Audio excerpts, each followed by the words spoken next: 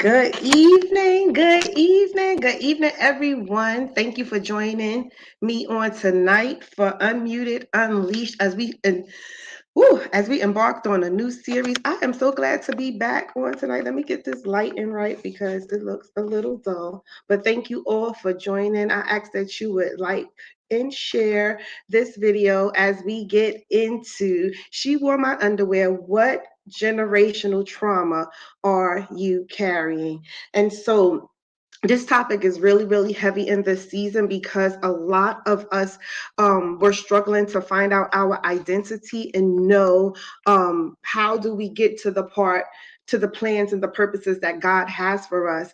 And we have this identity crisis, and this identity crisis is because of trauma. It's because of things, our life experience, things that we have gone through that are hindering us from reaching our next level in God.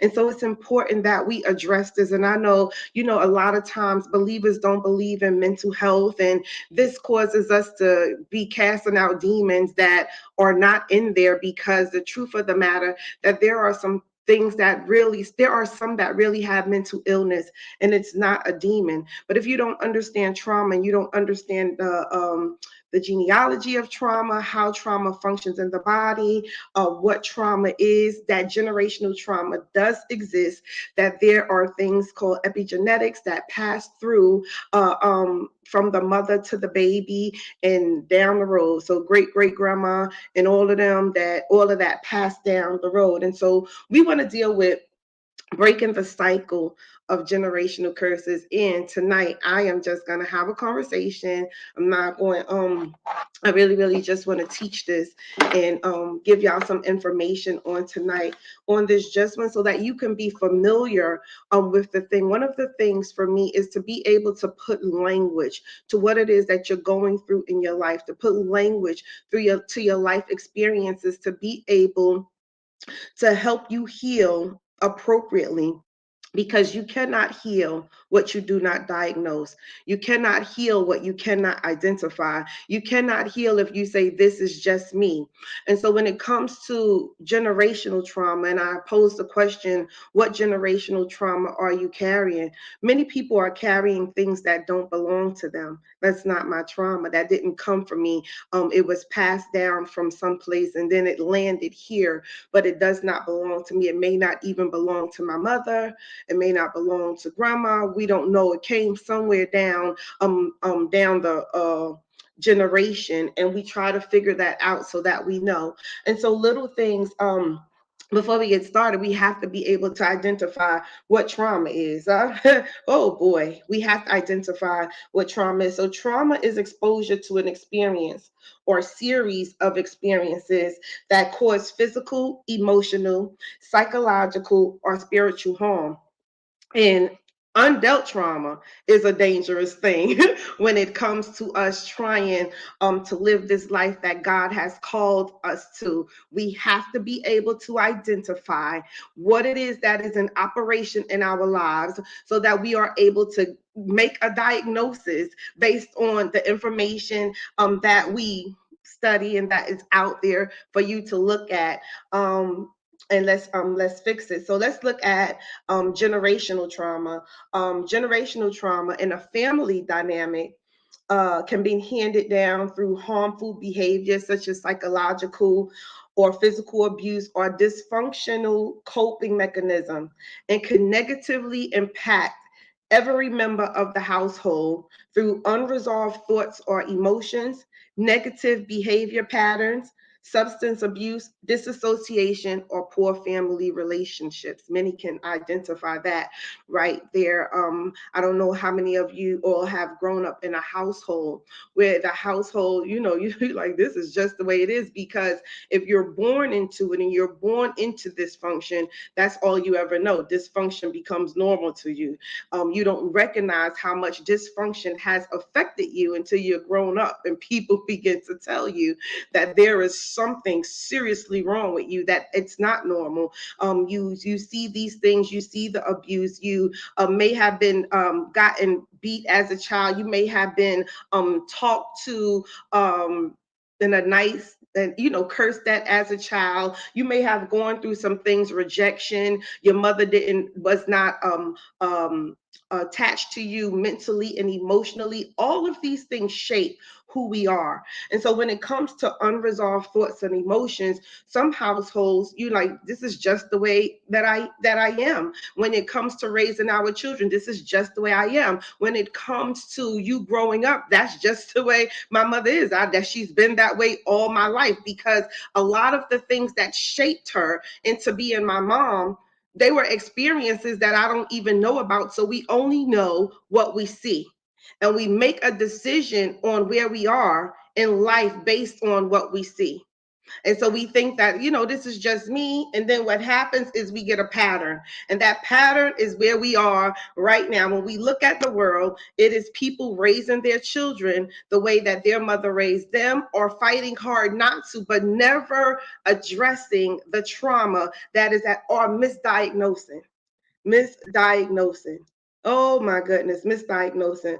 Binding demons that are not there. You cannot bind trauma. Trauma is not a demon. Trauma is an event. And so you cannot bind trauma. You have to be able to heal from trauma. We don't bind it, we heal from it. And so when we are able to look at it like that, unresolved thoughts or emotions, things that we may have experienced, I believe a lot of generational trauma includes PTSD, things that we have experienced growing up, molestation, rejection, abandonment, all of these things. And so it's a bigger picture than what you see on the surface. But even in that, if you misdiagnose it, you will stay broken longer. And so unresolved thoughts or emotions where, it is what it is. And we don't deal with our emotions, which makes us emotional.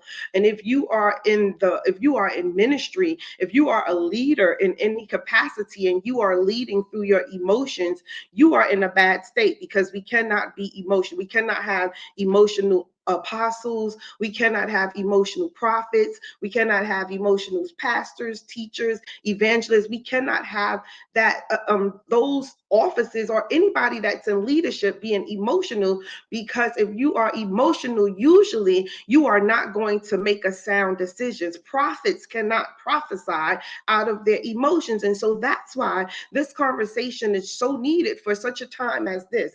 We want to hear God for real. We want to get instructions from heaven for real. We want to be able to move forward in this thing for real. But if we don't address the trauma in the church, if we don't understand what you carry, your oil is going to be tainted, because you don't understand where you are. And so I need for you to understand poor family relationships. Those things didn't develop overnight. These are patterns that were handed down, and we have to be able to identify exactly what it is and where did it come from, and be honest with yourself. Journaling will be a big part of the healing process. Journaling, because you need to understand, you really need to understand how it got in there and how to get it out of there. You have to be able to diagnose correctly what rejection looks like. A lot of people are battling rejection, and I think they deny that they have it,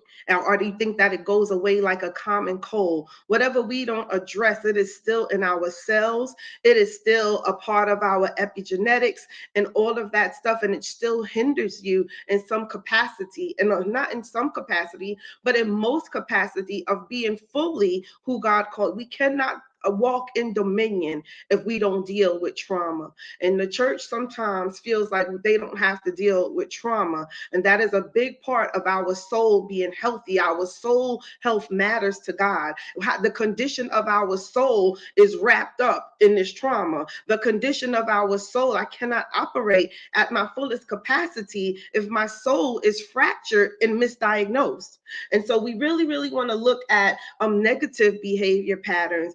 these negative behavior patterns that generated in the home, they are now coming into the church. We always say that we are church hurt. We have church hurt, but it's not church hurt. We're home hurt, and we're bringing it into the church. These behaviors, this quarreling on the worship team, the quarreling on the boards at the church, the quarreling between the ministers and the pastor, and all of that stuff, and fighting for position. We have to deal with this. It's like something that it has really gotten out of hand because it goes unaddressed, and it goes unaddressed because it goes misdiagnosed. I hope this is making sense to you guys. It goes it spreads like cancer, and we have to deal with it. And so along with generational trauma, it also gives disassociation, where you just don't even, you can't even have healthy relationships. You can't have healthy relationships. Why?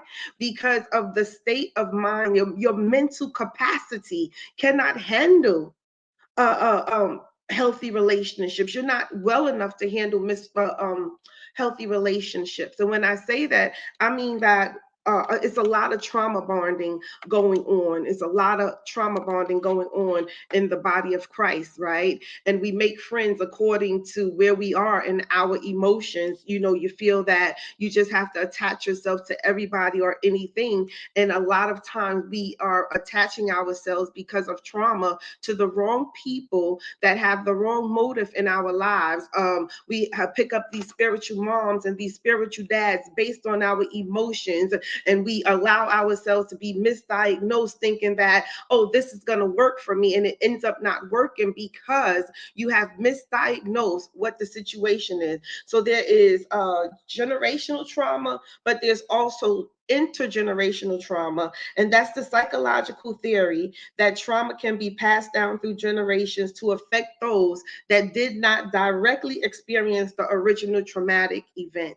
What this intergenerational trauma is that the theory is that there are things that, although we weren't born in it, it still affects us. When we look at the Jews that were that Hitler was trying to exterminate, that's a life experience that is passed down from generations. When we look at how we entered into the word, rape of your mother is a intergenerational thing. We weren't there for the event. Some of us may be a product of the event, but we have to understand that it was passed down and we were not there to see it, but it affects us in some way. Poverty is an intergenerational event that affects us. Where all we know is poor. We don't know anything about having money or being owners. That feeling of ownership, that is a transgenerational thing. And so we have to be able to understand these things so that we are able to see things with new lenses. When you're able to see it through new lenses, you're able to understand exactly where you are on the scope. And so let's look at it. So untreated mental illness is a big thing. It's a big thing. Why? Especially in our culture, because African Americans, we're just now embracing the fact that it's okay to seek help for mental illness, not walk around having undealt with mental illness. This conversation is so violent, right? So valid right now.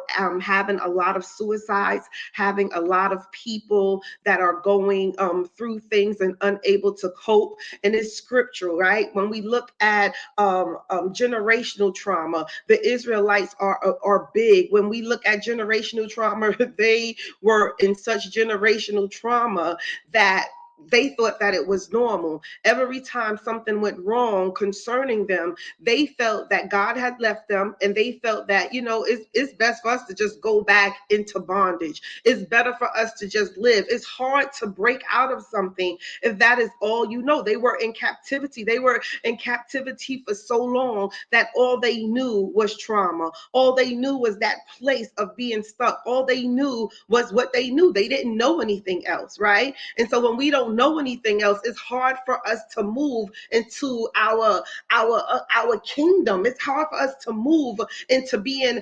bloodborne, seeing ourselves not as bastards but adopted, because there's so much things that we have gone through, right? And so it's no way that you can go through domestic violence and molestation and PTSD from being whatever you saw in your life, do drugs and all of these things, and think that our cells are still normal. There are things that have actually changed our DNA code, and we have to be able to address it. And so, undealt with mental illness, this is the reason why we are misdiagnosing. We're trying to pray something out that we have misdiagnosed. We're binding Jezebel, and Jezebel is not it.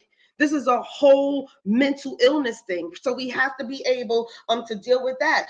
Families see discussing mental illness as a weakness. Oh, we can't talk about that in this family until we have a loved one that has committed suicide. How many mothers are burying their children because of suicide? And these are little babies that we're burying due to suicide because of undealt with trauma, misdiagnosed. They just, that's just the way they are. Nobody is born and it's normal for them to have certain behaviors. That's what I'm saying, because I'm trying to keep it as clean as possible. So mental illness is a byproduct of families not discussing their emotions or their feelings. How many times, I know for me, I'm from the era where you ask your mother a question and she said, because I said so.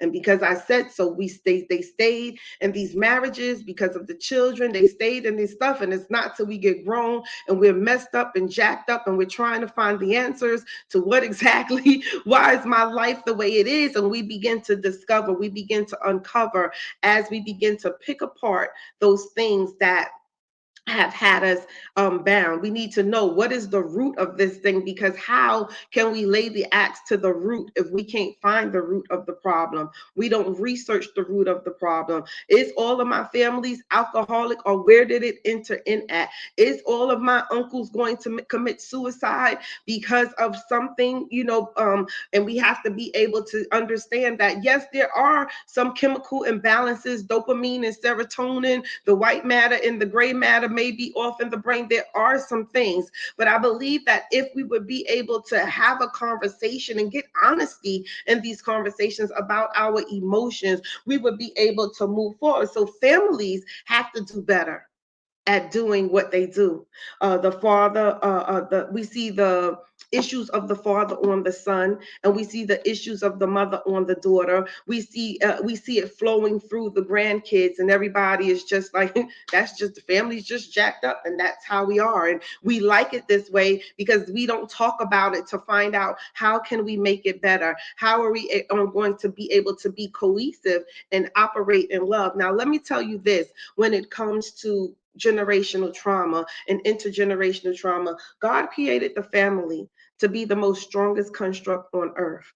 And if he created it to be the most strongest construct on earth, that is why it's under attack by the enemy, so that he can keep it divided, right? Because a house divided against itself, it cannot stand, and all of that. If we're not discussing what we feel, and we're just living, muted, and we never talk about the things that have bothered us, have shaped the way I am. My kids is looking at me like, mommy is definitely off. Something is off. Mommy is psycho or whatever. And they don't understand the trauma. When I had the conversation with them about trauma, they understood, oh, wow, that's a lot. It's a lot to get the crap beat out of you from 16 years old. It's a lot to be a runaway. It's a lot to be molested. It's a lot. And all of those life experiences shape how your DNA code operates.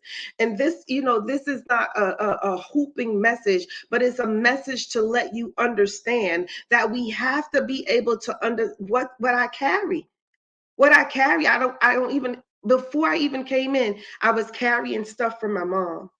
And my mom was carrying stuff from her mom, and her mom was carrying stuff from their mom, and so on. And based on who you come out of, it determines how your DNA code is and how it is that it is going to affect you.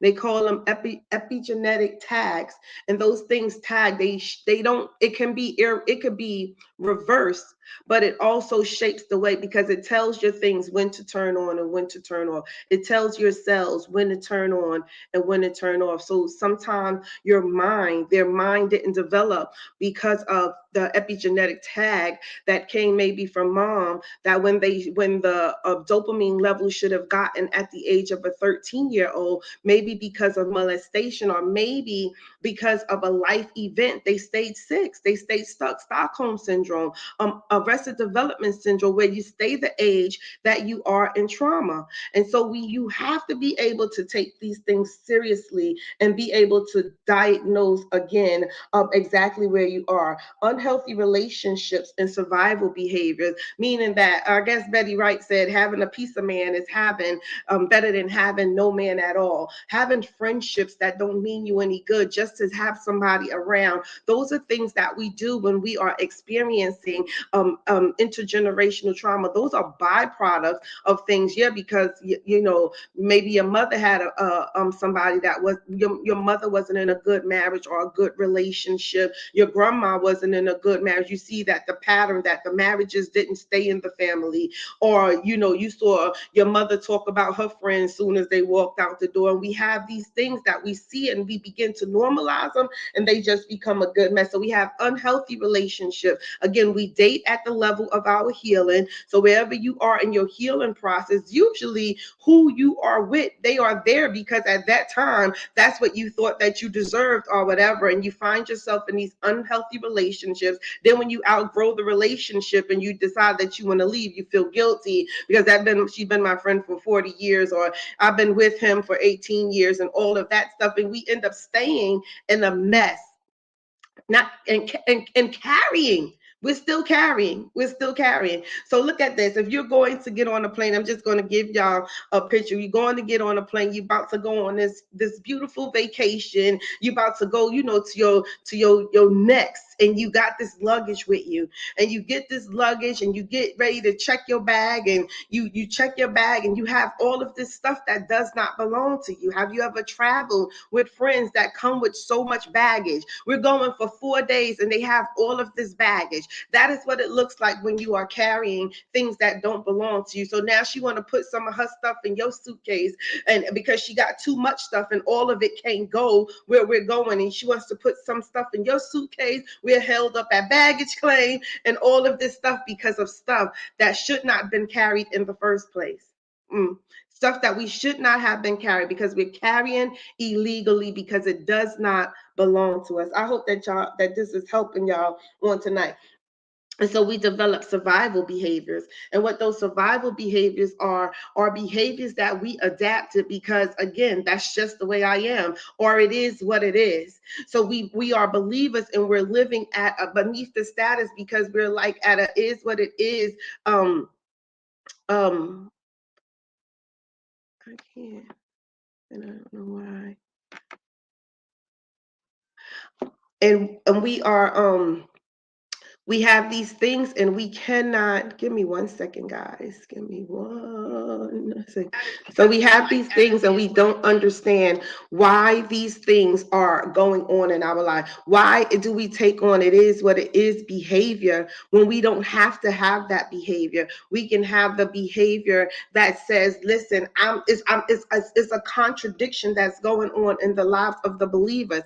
And the reason why there's that contradiction is because I'm trying to study the word of God, and I'm trying to live how he wants me to live. But there's these things that we have been carrying illegally that is contradicting what the word of God says. And I don't know what to do with these things that's contradicting, because that's all I ever knew. All I ever knew was poverty. All I ever knew was trauma. All I ever knew. And so when it comes to, for I know the plans and the purposes that I have for you, you like, oh, well, I thought that came from my mother. Not understanding that it came from God, and your mother had nothing to do with what God said about you. And so we find ourselves stuck in these areas and trying to walk this thing out, and we can't walk it out because of the things that are inside of us, the things that we are carrying. We're carrying the pain of our mother. Maybe you saw your mother maybe we saw our mothers get beat, right? And we're carrying the pain of that. And so now it hinders us every time when we want to go out and be on our own. I can't leave mom. How many people are stuck because they can't leave mom? And so we have to be able to understand where you are. And so now I'm able to see the comments. I don't know why I can't see them on the stream over here, but I'm able to see them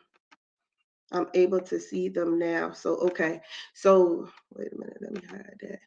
Okay. And so, but at the end of the day, aren't you still fighting demons? Because doesn't the enemy? So, but at the end of the day, I'm going to answer this question. But at the end of the day, aren't you still fighting demons because you're dealing with trauma? Because doesn't the enemy use trauma to knock you off course? So that is such a good question. But let's look at it like this. Yes, the enemy, there are demons that come along with trauma if you don't deal with the trauma. You cannot fight the demon if you don't deal with the trauma. Because if you don't deal with the trauma, the demon will have legal right? And so before we deal with the demon, we have to be able to diagnose what is an operation in my life, right? We have to be able to, if I think that I'm okay, right? And I am saying everything is good with me. How can we ever identify what demon is in operation? And so we're not fighting the demon before before we diagnose the issue. We have to be able, actually deliverance is not going to be the first part, because I just can't come in and start casting out stuff that I don't know what it is. And I'm yelling at the demon, and the demon like, I ain't even in there. We calling out stuff that's not in there because we're misdiagnosing. So I hope that that made sense, because we have to be able to diagnose correctly. You cannot cast out Jezebel, right? And that's not who you need to cast out. You have to be able to recognize what you're casting out before you cast it out. But if you don't recognize what it is that you're carrying and be very specific, rejection is an identity thief. Rejection makes you think that there is something that is going on with you, that, rejection, you hear different, you see different. Rejection is a different thing. But if I'm moving in rejection, and I call it that I am in, let's say that I am in, that is a orphan spirit, then in that I'm going to misdiagnose. We have to be specific. So a lot of times what we have to understand before we can say that it is a demon, we have to make sure that our mind, that this is because, again, a lot of people have mental illness. And mental illness cannot be cast out. Mental illness has to be diagnosed, and it has to be treated. And then if there is any residue, then we can say that, what it is. But we just can't assume that everything is a demon. She is acting so crazy right now. We got to be able to recognize if it is a demon or if it's mental illness. But because the church does not really talk about mental illness, right?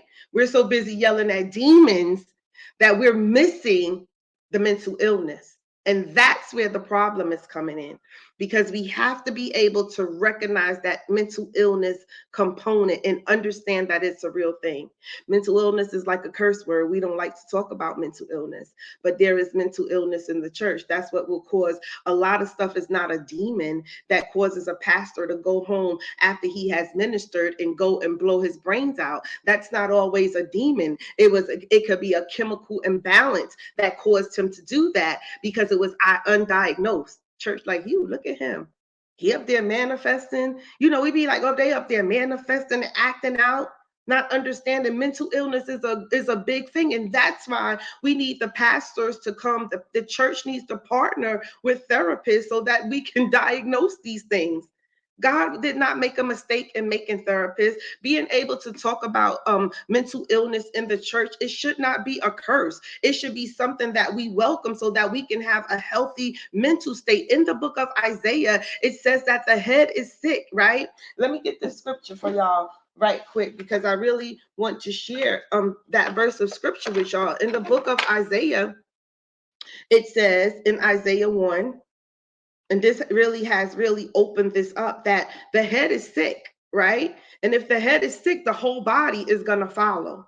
And so we have to be able to know again what exactly is going on. We're guessing. We're guessing, and the church is missing it. We're guessing that's a demon. No, that's mental illness. That's mental illness that came from the environment that we grew up in, epigenetics. We have this tag. I came in here and I have a little things that's off because now my DNA, you think I'm 53, but at the end of the day, no, I'm still 13, stuck at the point of the trauma. And so that's where mental illness, that's where that component causing. And we like, no, you got to grow up. We don't know. The body is the trauma is trapped in the cells. And once trauma gets trapped in the cells, you are going to have mental illness. Mental illness that don't have anything to do. You before the demon even entered, you had issues. And so that's where we want to be able to zoom in on that place right there. So that was a real good question that yes, we have, yes, demons do follow trauma if trauma is undealt with. It is a byproduct of undealt with trauma. But if we would therapy is not a bad thing. I believe everybody needs to lay on somebody's couch and have a conversation so that you can know where you are and what you need. It's nothing wrong with that because our mental health matters to God. Let me say that again. Our mental health matters to God. It matters what God can trust you with according to your mental health. And so, and let me go to, and again, this is Isaiah 1 in verse 5. Why should you be stricken again? You will revolt more and more. The whole head is sick and the whole heart faints. From the sole of the foot, even to the head, there is no soundness in it. There is no soundness in it, but wounds and bruises and putrefying sores that have not been closed or bound up or soothed with ointment. Oh my God. Oh my God. There are things that has happened to you that you're carrying even before the things have happened to you. There are things that have crossed the placenta. If your mama was depressed, you can look at the condition of the baby when the baby comes out. The baby is always crying. The baby is not a happy baby because the mother wasn't happy in pregnancy. There are things when that baby starts developing inside of the womb, when that baby is being knitted together, there are tags that come from the mom that shape who that baby is. These congenital diseases that come, those are tags. God did not make that baby to come out with all of these ailments, but there are things that have crossed the placenta and that have made things begin to be out of position. And so when we look at that, that's when we have identity confusion. Identity, how dare we have people saying, oh yeah, I was born a girl, but God made me a boy. God made you exactly what he wanted you to be. What happened is there is something that was off in that epigenetics, in that environment, in that thing, in that mental status that made that person think that, oh, I want to be a boy. And so we have to be able to take these things seriously and understand that when we get the root, we're laying the axe to the problem without properly diagnosing it, and we're missing the root. And so we have to be able to reach for that root and pull that root up so that we can be. So let me show y'all epigenetics right quick. So epigenetics is the study of how your behaviors, environment can cause changes that affect the way your genes work. And that's what I just explained to y'all, that your gene code, there is a code inside of your body, and there's some codes that tell your body how those cells are to operate, how you are wired, your creativity. All of those gene codes came in those chromosomes when you were being put together. If one thing was off, the environment, if your mother was being beat while she was carrying you, all of those things, if she smoked cigarettes, if she did drugs, all of those things change the way those genes work, right? And that's why they say epigenetics is because of the environment. It is reversible, and it does not change your DNA sequence because your DNA sequence matters on how you see yourself. And so that when it comes to that stuff, the DNA code and all of that stuff, that is not demonic. These are things that are happening because of the mental capacity. And so there is a difference when I, I'm just, I'm having a indwelling of demons. It's different from the epigenetics that shaped my life. If you're born in poverty, that's not a spirit of that's not a demon. That is something that shaped you. You were born in poverty. Your grandma thought it was okay for to live that way that they did, and then it came upon you, or it came upon your mother, and then it came upon, hey Sean, hey Stacy, hey Natalia, hey you guys, thank you for joining. And it came upon all, and you just thought that that was the way. That is because that's a tag. That's a tag that makes you think that it's okay. It was when I was studying this, it was so much information on the things that we carry that don't belong to us, right? And this is why we get around each other as women, as men. We try to fellowship, but you sitting over there and you don't like me. It's something that is making you think that, oh, or something about me that makes you turn up your face because there's something on my life that intertwines with you, and you like, wow, I don't even recognize that she wears the same thing that I wear. Now we can have the same trauma but carry it differently, and this is where the problem comes in. You think that I'm stuck up, right? But what I'm really doing is I have repressed anger, and I'm living, I have my issues. What did we say? I have my survival behaviors that I do, and those survival behaviors bother you, but you don't understand that if we would have a conversation, and if I was diagnosed correctly by you and everybody else around me, you would see my brokenness. It would be visible to you, because listen, it's the genes that we share that make us that causes division between us. It's those things like, oh girl, I didn't know you was molested. You never took time to find out why I was the way I was. You never took time to see why my children's noses was always running. You never took time. You just made an assumption based on what you saw. But if you would look underneath, you would be able to see deeper on another. So when it comes to epigenetic inheritance, right? This goes against the idea that you can inherit things only through DNA. There are some things we say, oh, diabetes runs in my family and all of that stuff, and it doesn't. That wasn't the original intent. We're carrying stuff that don't belong to us because of the environment. That diet that comes from the environment, that comes from that obesity in the family. That's not a demon. That is a product of the environment. That mental illness, eating gluttony is also considered epigenetics, because that's your environment. They eat fatty foods like that. This is how they live. And so we're so busy caught up in, again, oh yeah, because I move heavy on healing and deliverance, to find out I'm calling stuff and it's not in there. I misdiagnosed, right? Because we think that deliverance is the end all, and it's not.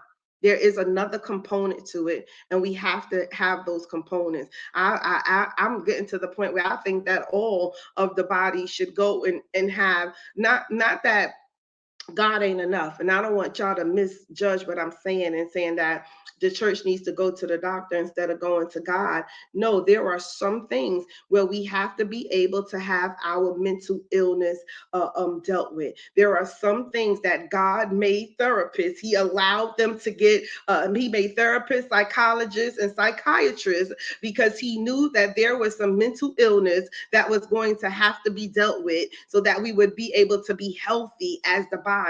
And before we can cast out some stuff, we have to be able to diagnose what we're casting out so we can be effective in what we're ineffective because we're misdiagnosing. We're ineffective because we're misdiagnosing. We're going to get a bone fix where it's a heart issue. You're going to a orthopedic when you should be going to a cardiologist. You're going because you like, oh my God, my head is hurting, and we start binding and loosing. We start binding and loosing. And then by the time we decide, oh, I do need to go get my mind checked out. Why is she doing the things that she's doing? What is it that's going on in the mind that makes them cut their arms? When you go to the psychiatrist, they check your serotonin and your dopamine levels. They check your chemical imbalance. They check what happened because based on the level of your trauma, your hormones stop working properly.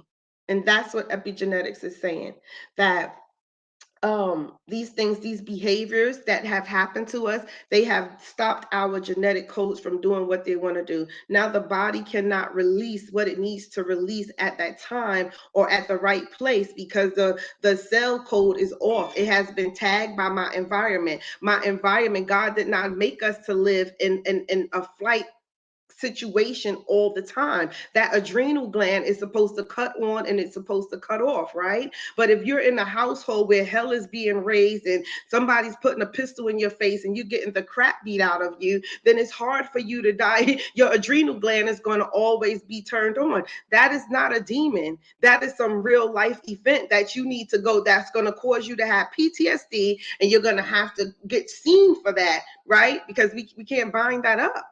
That is something. Mental illness, PTSD is a real thing.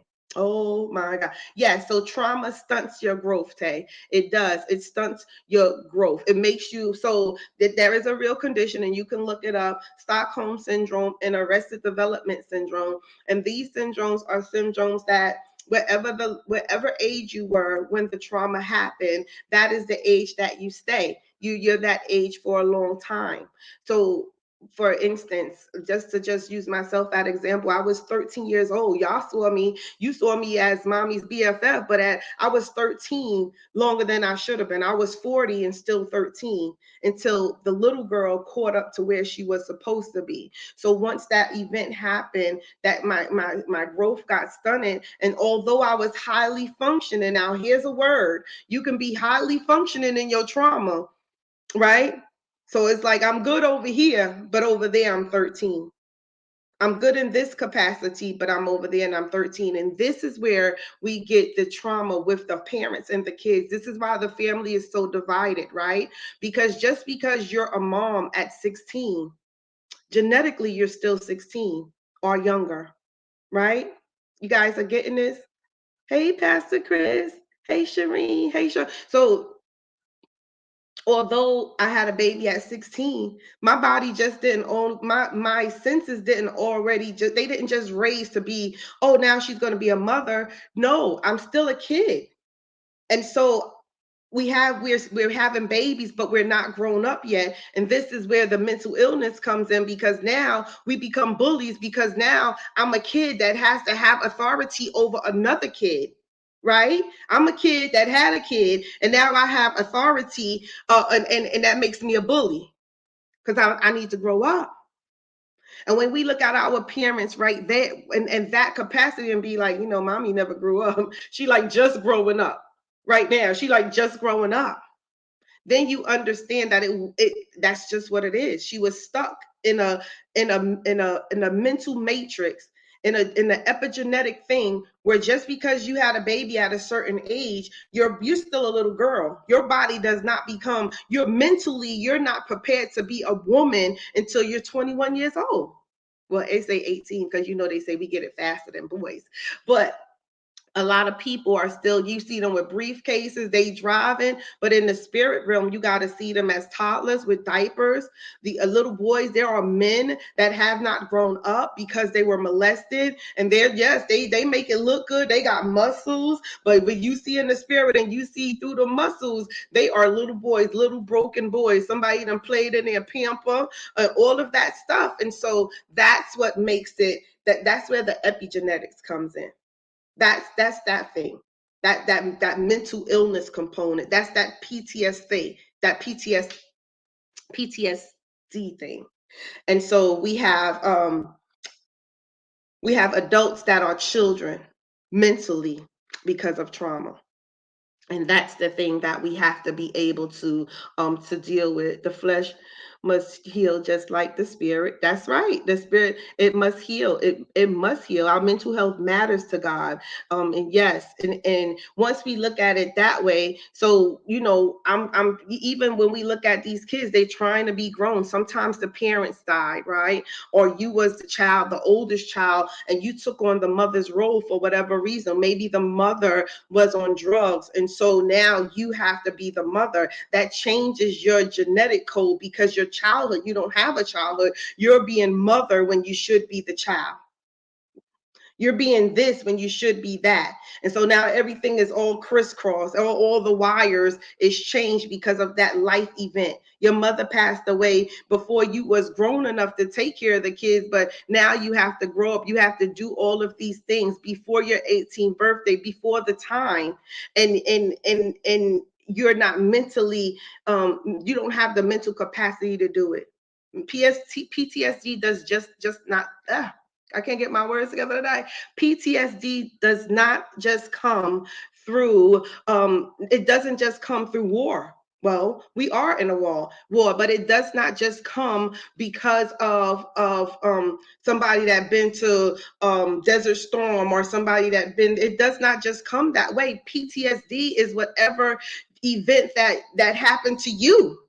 Maybe you got hit by a car. If you survived 9/11, you got some type of PTSD. If you were in New York and you saw those buildings go down, who's to tell you? With COVID, it's PTSD. People have mental issues right now because of COVID, but where they're going to church and people are trying to cast something out of them that is not that. They have PTSD. They need to go sit with a therapist to get healed. And so if we're spending time casting out something that's not there, we're missing that moment for them to go and have that conversation with a therapist to be healed. Yes, warring against the flesh. And yes, sis, PTSD is a serious matter, and we have to understand. I'm telling you, it was a time where they used to be in New York. If you went to Brookdale and they took you to the 13th floor and you used to laugh, no, we used to be sitting up there laughing at those that we knew had been in and out of the doctor. And then when I worked as a medic, dropping people off to the mental ward, not even thinking about cat because they are sick. They were sick. Chemical imbalances come from trauma. And if we misdiagnose it, we're going to sit here and I'm going to be in there casting and the hookah and Messiah and all of that. And the demon going to still, because the demon ain't no, it's not that. It's not that. It's not that. And so we've been doing this for so long that it has become normal to us to be like, that's demonic. Can the person just have mental illness and it not be demonic? We have to be able to discern the right spirit at the right time. This is growing up one-on-one. This is like, oh my God, how many times have we travailed in deliverance ministry, casting out something and it ain't coming out? And we're like, oh, Beelzebub can't cast out, but because it's not that. It's mental illness. It's something totally different from what it is. And so we have to deal with that. And so appearance experiences in the form of the epigenetic tags can be passed down to future generations. um, yes, it should be, right? And so the cellular memory, your cells are made to have memory. Your cells have memory, things that happen to you, how you respond. My mother beat the crap out of me. When Olivia got mad, you better believe she come in with the belt and with all of that. For a child, that could be based on the level. Are you whooping me to correct me? Or are you whooping me to kill me? Right? That can be something that changed my genetic code. That when you ever see a kid that every time they like this, that ain't a demon. That is PTSD from getting a whooping and understanding that my genetic code, now I have fear. But it's not a demonic fear. It's a fear that came from an experience. It's a fear that came from my cells. Now my cells is always up. So there's definitely a difference. There is definitely a difference.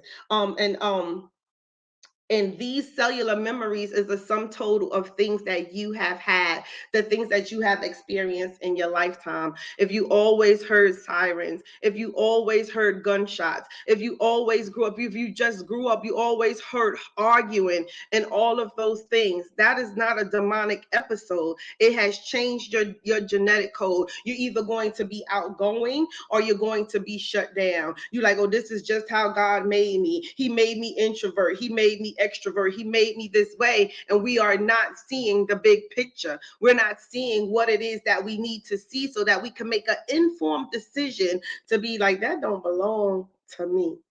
And so at the end of the day, when I'm able to be like, even if my mother had mental illness, I'm going to make a conscious decision to be like, I'm going to get my mental health checked out so that I'm able to function fully in the capacity that I no longer will mental illness be a curse word amongst mothers and daughters and fathers and sons. No longer will we fight to not be like them, but we must fight to understand why they were the way that they were so that we can make the adjustment. I ain't going to be like her, but doggone it, if I'm struggling up here and this is stopping my mind from being renewed, and there are things, there are events that have happened that we immediately attach to a demon, we have to be able to do better. And I need to go talk to somebody and get my mental health right. So when I get my mental health right, then my mind can be transformed into the mind of Christ. I'll be able to absorb because I see things different. When you're hearing with trauma ears, you're hearing different. You're not functioning the way that you should function because you have these things on you that need to be taken off genetically. Genetically, so that you can live the way God called you to live. Oh my God. So it's so much that's going to go into this, right? Because if we're going to heal mothers and daughters, and this really is why She Wore My Underwear came along, because there's some things that mothers and daughters are separated, sisters are separated, women are separated in general, and we need to understand this separation. We need to understand what is really going on. Conscious decisions, exercising wisdom. That's right. That's right. You are so right, Mo. But here's the thing, we have to be able to heal, and we just can't go, I'm just going to bring them into a deliverance session. I'm just going to take them to intimate nights of healing, and I'm going to be out of breath, because a lot of that is them having to go to therapy. And after you go to therapy, this is why the church is supposed to deal with these things. Then we can go to deliverance from the residue that was what remains after that. You know, if you've been raped and you know what goes along with that, you cannot have a healthy relationship with your husband. We just winging it. I don't know about y'all, but I'm tired of winging it. I'm tired of winging this life, when God says that we have an inheritance, we have things that we can have, and we can't obtain them because we can't even conceive it because my mind is off. I ain't doing that. That's crazy. I ain't doing that. And we see everybody else, they crazy. How many times have you said somebody was crazy? And they just might be. How many times have you thought somebody was like, somebody can come in, you could do a whole deliverance session on them, and they can go right outside and blow their brains out. Because wow, we was effective in deliverance, but we missed the whole mental health, we missed the whole mental illness. We missed that whole session. And so we got to be able to do better when it comes to that. God did not put one physician on this earth that you don't need. He ain't put an orthopedic, he ain't put specialists in place. How so it that he would have specialists for our minds so that we are able to not think that we're too good to go sit down and have somebody diagnose us. From the pastor to the usher to everybody, they need to go and get checked out so we can have a healthy church. And I just wanted to start right there, because over the coming weeks, we're going to be able to point out Mr. Whole Spirit and operations, sis, because we're too busy judging. We're too busy thinking that, if I come in here and I speak in tongues, the demon gonna flee. And it's not a demon. That's like you going to the doctor thinking you're pregnant when there is a condition where a woman could think she's pregnant, and we're going to cast that out No, we're not going to cast that out. We're going to take, she needs to go and see the psychiatrist to find out what it is that's making her feel that she's pregnant, that she thinks her stomach is growing, and all of these things. And once we have that, once we go there, then we can go there.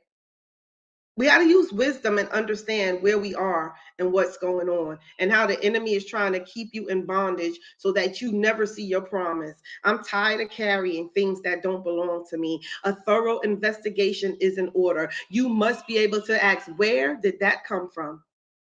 Where did that come from? What are you wearing and where did you get that from? Women, we always like to be like, that is so nice. Where did you get that from? But can we address the ugly things? That is so ugly. Where did you pick that up from? Where did you pick that up from? Where did you get that from? Me and my mom, we had the best conversation, right? We had the best conversation. And it was so good to me because I was able to hear, I was able to hear her heart. And she shared some things with me in my inquisitiveness. My what did, you know what happened? What happened that you don't smile? What happened that that you don't know how to give love? That you're detached. You're detached from your daughter. What happened? And in that conversation, we understood she carrying something that did not belong to her. She's carrying it, and so she put it on me, and I'm carrying it. And we both of us trying to figure out how we get this back to the owner. It does not belong to us. It does not belong to us. And so I want you guys, I'm gonna give y'all this exercise, and we're gonna be back next Tuesday. We're gonna be here Tuesdays at 8:15. I put 8, but I don't get off till 8, so it's gonna be 8:15.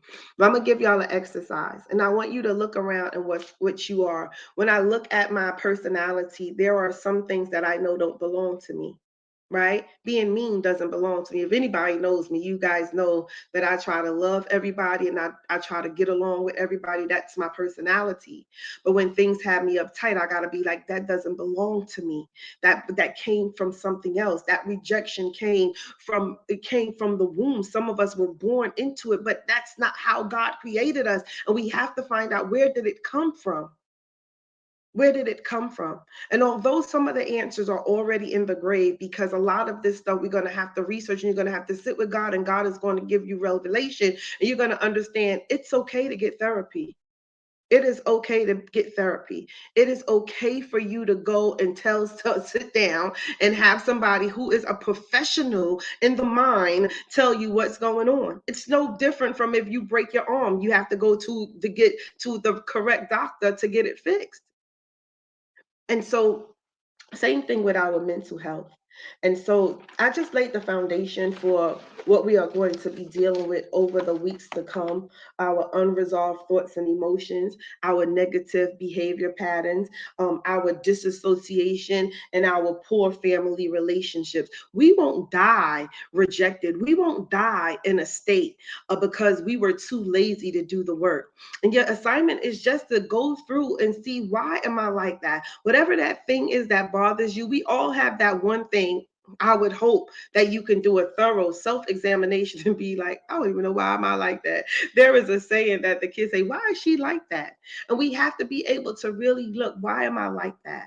Why are you got to look, why am I jealous? Why am I envious? Why am I wired the way that I am? Why do I always feel the need to have bad relationships? Why do I not know how to handle my emotions? Why am I always turning to drugs and alcohol? What is your vice? Why do I always need somebody to be in my presence? I'm scared to sleep by myself. What kind of PTSD are you experiencing? You would be, if you would sit and you would be honest with yourself, you're going to come out with this whole thing that's going to help you be better. I would advise everybody, insurance, most insurances now, they pay for you to go and see a therapist. They pay for you to go and see a therapist, and because they want you to be okay. They don't want you coming and shooting up the jaw when the boss tell you something that you don't like and all of that stuff. They don't want you to do that. So insurances pay for it. So I think that is good for everybody to go and talk to somebody so that we could be able to have healthy churches, healthy churches. If my head is sick, everything else is gonna. I don't know about y'all, but I promise y'all. I know Tay. I said trauma ain't, but a headache to me is demonic. I'm like, oh my God, why does my head hurt? And some of our heads is hurting without hurting, and we need to go see why. We replay things over and over in our head, and we like, oh my God, I'm constantly trying to renew my mind. Where the therapist is trained, the psychiatrist is trained to give you to walk you through that stuff, to show you how to handle that stuff, and then we can pray effectively because we have the right diagnosis. We have the right diagnosis. And so listen, again, I'm all for healing and deliverance, but I'm also into having a great mind. A great mind. They say that a mind is a terrible thing to waste. And so let's take care of our minds, and let's know that even as people of God, mental health matters. Mental health matters to God. It matters. It matters. It matters. And so listen, I thank you guys for rocking with me tonight as we went through just stage one. I just laid the foundation of some things that God put on my heart to share tonight. And we will be back next week, and we're gonna go deeper. We're gonna go deeper. We're gonna go deeper, especially concerning. I want to deal with how a broken mama could produce a bitter baby on next week. That's what we're gonna deal with on next week. How a broken mama can produce a bitter baby.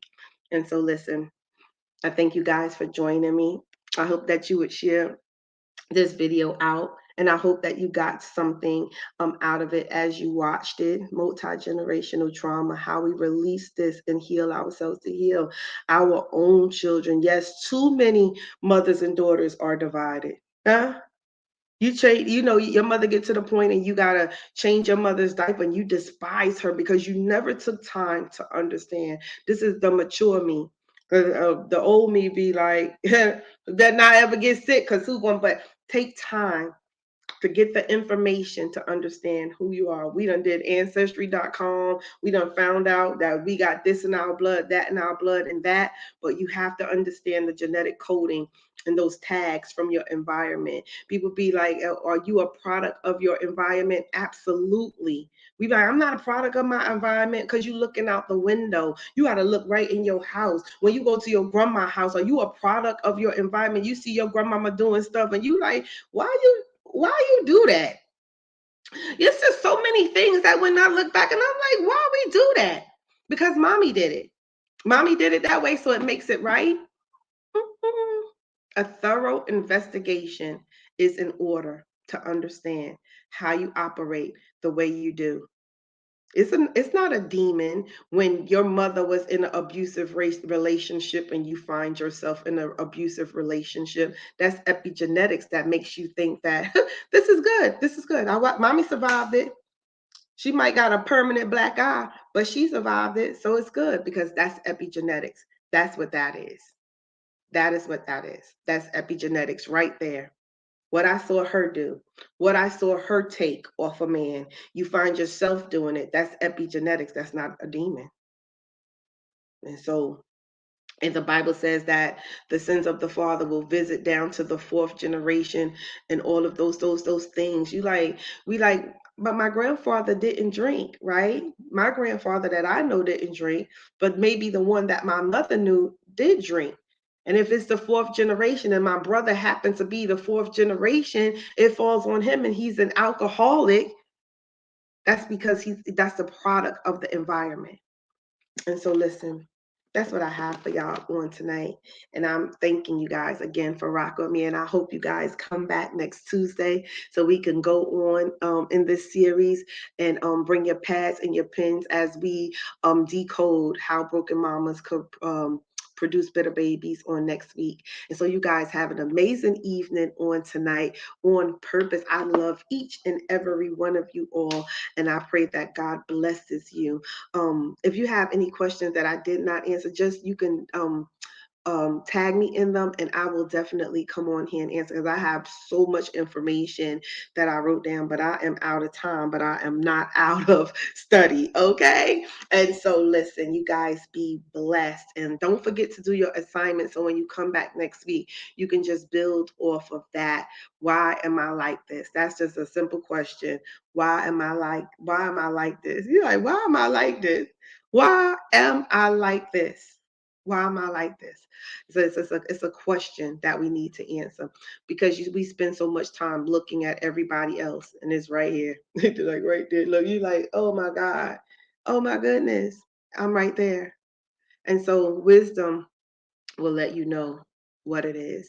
Wisdom is your friend. Have a blessed night. And I pray that you all have an amazing night on purpose. Bye bye.